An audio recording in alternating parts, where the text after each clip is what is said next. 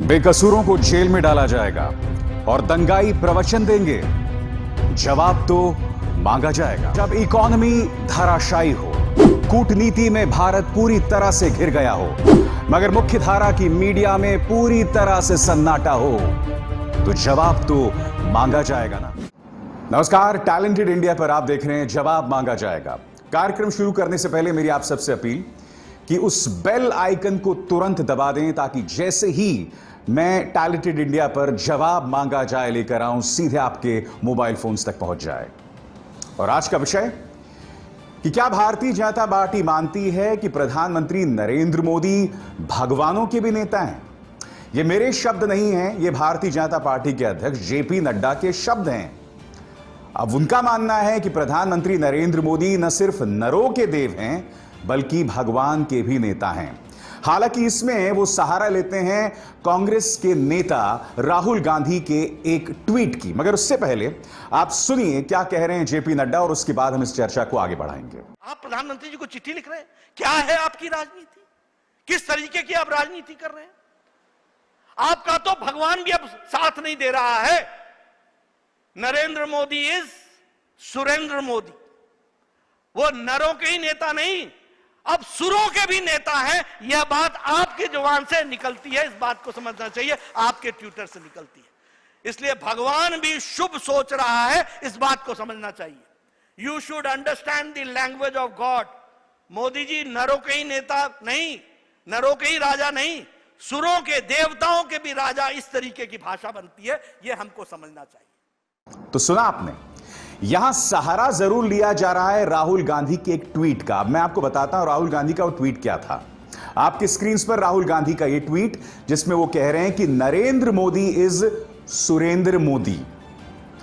यहां पर बहुत ही चतुराई से राहुल गांधी ने सुरेंद्र मोदी का एक आर कम कर दिया। वो कहना कुछ और चाह रहे थे और उसके बाद क्या होता है, जैसे ही राहुल गांधी ये ट्वीट करते हैं, पूरे भारतीय जनता पार्टी के पिछलग्गू गोदी मीडिया के कई पत्रकार कहते हैं कि सुरेंदर नहीं होता, सरेंडर होता है।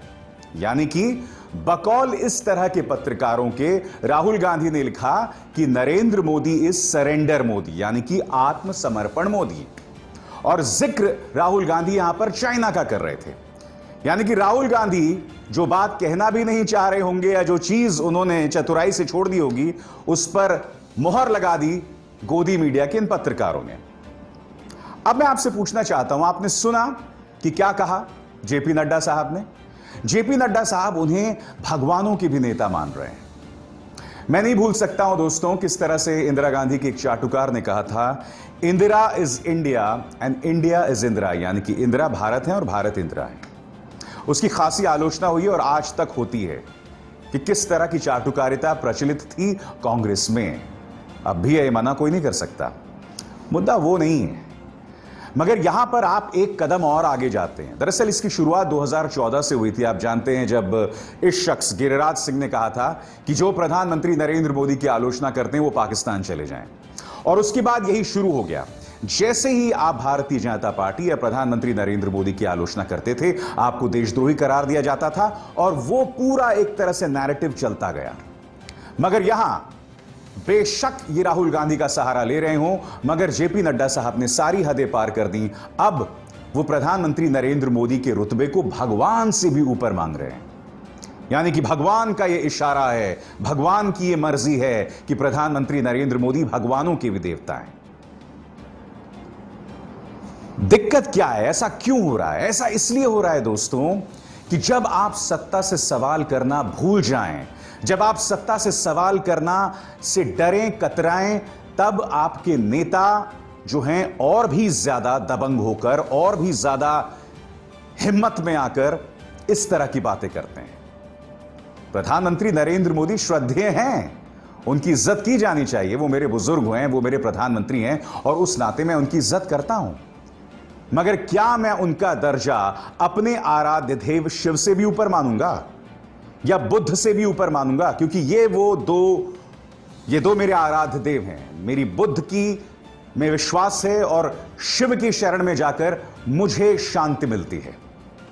क्या मैं प्रधानमंत्री नरेंद्र मोदी का रुतबा इनसे भी ऊंचा मानूं?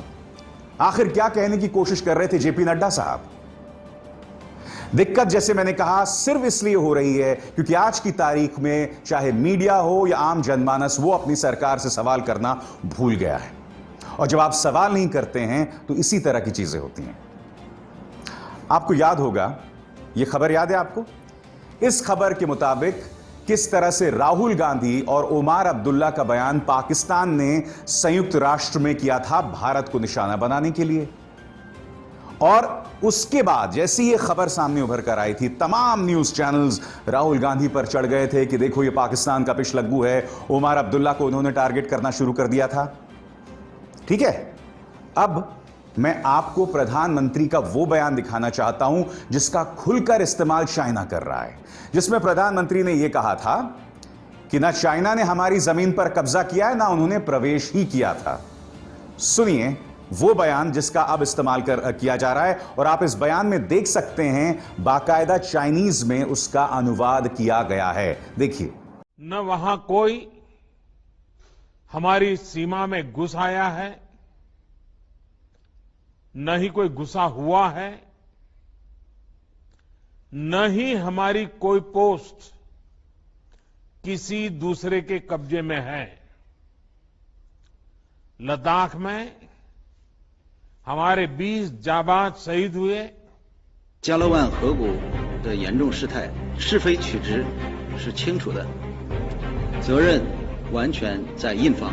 न वहां कोई हमारी सीमा में घुस आया है।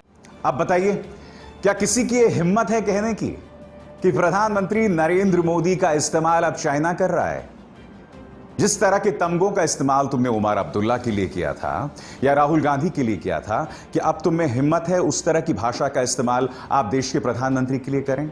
मैं आपको एक बात बता दूं, ना राहुल गांधी या उमर अब्दुल्ला ने पाकिस्तान के पक्ष में बयान दिया था, और ना ही प्रधानमंत्री नरेंद्र मोदी ने चाइना के पक्ष में बयान दिया था। ये दोनों अपने देश की जनता को संबोधित कर रहे थे। अगर चाइना प्रधानमंत्री नरेंद्र मोदी का बयान का इस्तेमाल कर रहा है अपने फायदे के लिए, और पाकिस्तान राहुल गांधी के बयान का इस्तेमाल कर रहा है अपने फायदे के लिए, तो इसमें दोष ना प्रधानमंत्री नरेंद्र मोदी का है, ना राहुल गांधी का है। हम कहीं ना कहीं चाइना और पाकिस्तान के ट्रैप में फंस जाते हैं। वही तो चाहते हैं कि हम आपस में लड़ते रहें। ऐसे में भारतीय जनता पार्टी जब राहुल गांधी पर हमला करती है कि पाकिस्तान तुम्हारा इस्तेमाल कर रही है, तुम कहीं ना कहीं पाकिस्तान के ट्रैप में फंस गए हो। और आज की तारीख में जो लोग प्रधानमंत्री नरेंद्र मोदी की आलोचना कर रहे हैं कि भाई चाइना आपके बयान का इस्तेमाल कर रहा है, वो भी चाइना के ट्रैप में फंस गए। मगर हां, बहुत जरूरी है कि पारदर्शिता बरती जाए। अगर आज की तारीख में राहुल गांधी या मेरे जैसे पत्रकार या फिर अन्य पत्रकार या अन्य विपक्षी दल जो हैं वो इस सरकार से सवाल करते हैं, तो वो गुनाह नहीं है। मैं आपको 2013 में लेकर चलना चाहूंगा। आपकी स्क्रीन पर देखिए दोस्तों, ये 2013 का बयान है। उस वक्त भी चीन ने घुसपैठ की थी। 30 अप्रैल 2013 को बीजेपी की पार्लियामेंट्री पार्टी की बैठक होती है, और इसमें वो क्या सवाल करते हैं आपकी स्क्रीन पर। It had asked the government to come out clear on the kind of equipment and weapons being used by the Indian forces to face the Chinese threat. इतनी बड़ी बात बीजेपी ने कह दी कि सरकार हमें बताए कि आप किस तरह के हथियारों का इस्तेमाल कर रहे हैं, आप किस तरह के इक्विपमेंट्स का इस्तेमाल कर रहे हैं। आप कल्पना भी कर सकते हैं अगर इस तरह की बात चाइना करे या अगर इस तरह की बात डिफेंस एक्सपर्ट्स करें तो उनकी क्या हालत कर दी जाएगी। उनको आप देशद्रोही बता देंगे। और बात यहां नहीं रुकती, इस खबर को आगे देखिए। चाइना की घुसपैठ, भारतीय जनता पार्टी सांसद राष्ट्रपति से मिलने वाले हैं। यानी कि जब भारतीय जनता पार्टी विपक्ष में थी तो इन्होंने वो सब कुछ किया जिसके लिए आज वो विपक्ष को या पत्रकारों को देशद्रोही मानते हैं। हालात इतने बद से बदतर हो गए हैं कि चलिए पत्रकारों को भी तुम देशद्रोही बताते हो, विपक्ष को भी तुम देशद्रोही बताते हो, अब ये हमारे डेकोरेटेड आर्मी ऑफिसर्स को भी नहीं बख्श रहे। इन चेहरों को देखिए। Defence expert colonel Ajay Shukla, lieutenant general H S. Panag, general Hooda, Uri surgical strike के हीरो। आज की तारीख में अगर ये सरकार से सवाल कर रहे हैं चाइना पॉलिसी के ऊपर, तो इन्हें देशद्रोही तक करार दिया जा रहा है, इन्हें गालियां दी जा रही हैं। हम आखिर किस तरह का देश बनते जा रहे हैं? हम ये करने का क्या प्रयास कर रहे हैं? सिर्फ एक पॉलिटिकल पार्टी की सियासत के लिए हम कितनी लक्ष्मण रेखाओं को पार करेंगे? अब मैं आपको एक चीज दिखाने वाला हूं दोस्तों, जो कल्पना से भी विचित्र है। यह रिपब्लिक चैनल आपको याद है, जिसका संपादक अर्नब गोस्वामी है, और यही नहीं, इनके जो संस्थापकों में से एक राजीव चंद्रशेखर हैं, जो भारतीय जनता पार्टी के सांसद हैं। इनके यहां यह शख्स काम करता है जिसका नाम है मेजर गौरव आर्य। इस शख्स ने हमारे वरिष्ठ सैन्य अफसरों को गाली दी कल ट्विटर पर। मैं आपको बताता हूं पूरा घटनाक्रम क्या हुआ सिलसिलेवार तरीके से आपकी स्क्रीन पर। ब्रिगेडियर थापर, जो 30 साल तक सेना में रहे थे, वो अपनी तरफ से ट्वीट करते हैं। वो क्या कहते हैं आपकी स्क्रीन पर है। आजकल रिपब्लिक टीवी पर अजय शुक्ला को लगातार निशाना बनाया जा रहा है। 16 मिनट में अर्नब गोस्वामी ने अजय शुक्ला का नाम 49 बार लिया है और अब लेफ्टिनेंट जनरल एच.एस. पनाग का नाम लिया जा रहा है। इसके जवाब में मेजर गौरव आर्य कहते हैं कि मैं इन दोनों को 2 से 3 साल बर्दाश्त कर रहा हूं, मगर अब बर्दाश्त नहीं करूंगा। आगे ब्रिगेडियर थापर कहते हैं 5 साल की इसने नौकरी की है और ये तेवर। मैं आपको बता दूं, दरअसल ये जो शख्स है मेजर गौरव आर्य, ये शॉर्ट सर्विस कमीशन में था। ये भारतीय सेना में सिर्फ 5 साल था, ठीक है।